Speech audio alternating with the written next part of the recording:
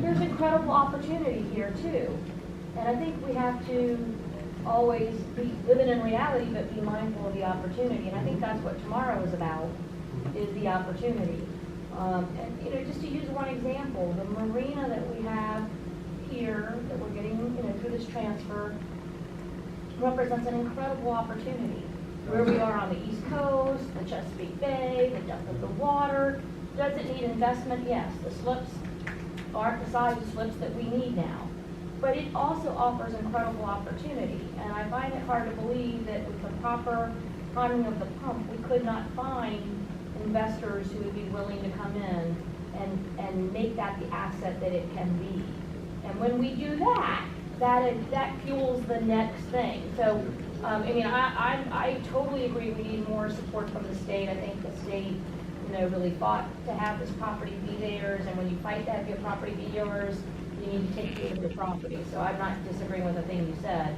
But I also don't want to leave tonight with the sense that, you know, it's a completely impossible task either, by being good stewards of what we have and finding other people who are as passionate about the opportunity and giving them the tools to make those investments with the proper protections for this, you know, the character of the properties we've already discussed. We can start to whittle away at some of that and create new revenue opportunities to fund some of these, you know, harder to deal with projects that no one's going to touch. Some of the ones that John just went over, other than the state, who are a passionate, you know, historic, you know, fund giver. But if we can do something with the marina, whether that ends up being a long-term lease or it ends up being a sell, and we create revenue, then that's revenue we can put to some things that other people won't be able to fund. And I'm just one who doesn't like to end on a down note. I like to end on the opportunity that is before us all. I hope you don't mind me saying that, Sharon. Oh, I really appreciate that. I certainly agree with you, Mr. Chairman. I thought the big request is not going to be, I mean, yeah, I always ask the state for more money in the near term to the tune of some several $7 million a year. But the real ask is how us to go find tax credit redevelopers who are going to invest $150 to $200 million in Portland Road that they have no access to otherwise. If we're going to do our job preserving and protecting the buildings, we need to bring in private use, private investment, and tax credit developers. Developers not a dirty word. It's a good word. People who create value, bring uses and activity to the port.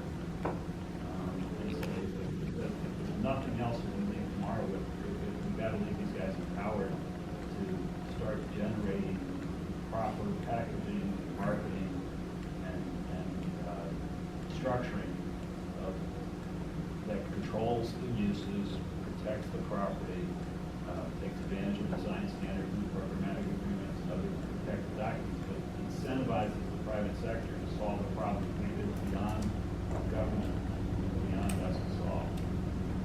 Well, I agree with all three comments. You're absolutely right. I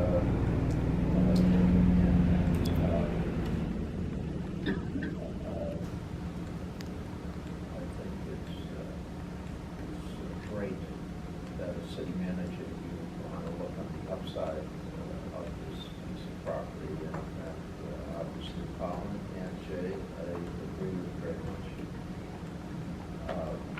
But I think it's important to recognize something that Glenn mentioned when he was talking about Portland Road. You took exception to, I noticed, Mr. Campbell, but this isn't going to work if we let people come in and cherry pick a few pieces of property that are in fact represent good economic and immediate opportunities. The Hotel Chamberlain, I think, is the best of all of them. And we need to wrest that away from the Army and the developer and make it part of Portland Road. And I'm going to assign Mr. Joseph to know where to do that. After we've got, things are really peaceful with the Army right now. We want to get through the rest of the environmental carve-out conveyance. But I'm furious at the Army. I know. That they could have asked for money for a base that they knew had been grossly neglected. And instead, they dumped it on the state. And, huh? Why not? All right. The first time that the Milcon budget funded things that the National Park Service wanted done. And I think in this case, you know, as much as I love the Park Service, I would say the Park Service got out of some serious responsibility in the way it abdicated taking responsibility for much of the historic infrastructure, as they might have done, as they have done in the past in 400 other places. They had the same assessment. I would suggest there's two places you can attack the Army. I mean, I think the proportions out the bar on the buildings that are already transferred. But they still have responsibility for, and I heard what you said, Terry. It wasn't clear to me that the public's ever going to get to use the landfill ski range north of the gate. That's my goal. I know it's your goal. That's a big cleanup. And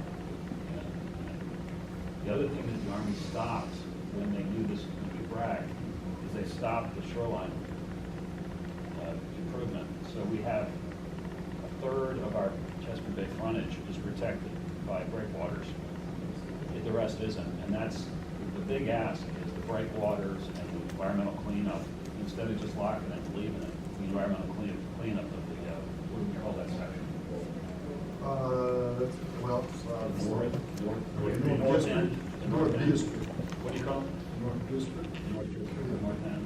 Those are the two big asks. But I think given the significance of the 2019 Right. commemoration and what that should build up to in the way of public sentiment, I think we should shame the Army into at least a one-time appropriation request for some of the major building catch-up preservation projects. And maybe the Park Service forks over some of that money as well to the appropriation process. I know it's a terrible time. No, to I go think to it's a the great appropriation. idea. Let me mention that the Army doesn't shame easily. Although they do hear you when you speak. They heard us and they got ticked at it. I mean, they did. Well, Oh, screw them. We are, there is, I want to ask everybody, when we adjourn in just a moment, and continue the meeting tomorrow, Jessica has provided you with a calendar. Please take that with you. This is your, I was wondering what would. this will tell you what your dinner is, or tell me what the dinner is. Your dinner is now, I've been warned for 30 minutes. Oh, I think we should we probably should take a motion to suspend the meeting till tomorrow. Is that So what we should moved. do? So Mr. Campbell seconded it. Very good. Let's go. Yes.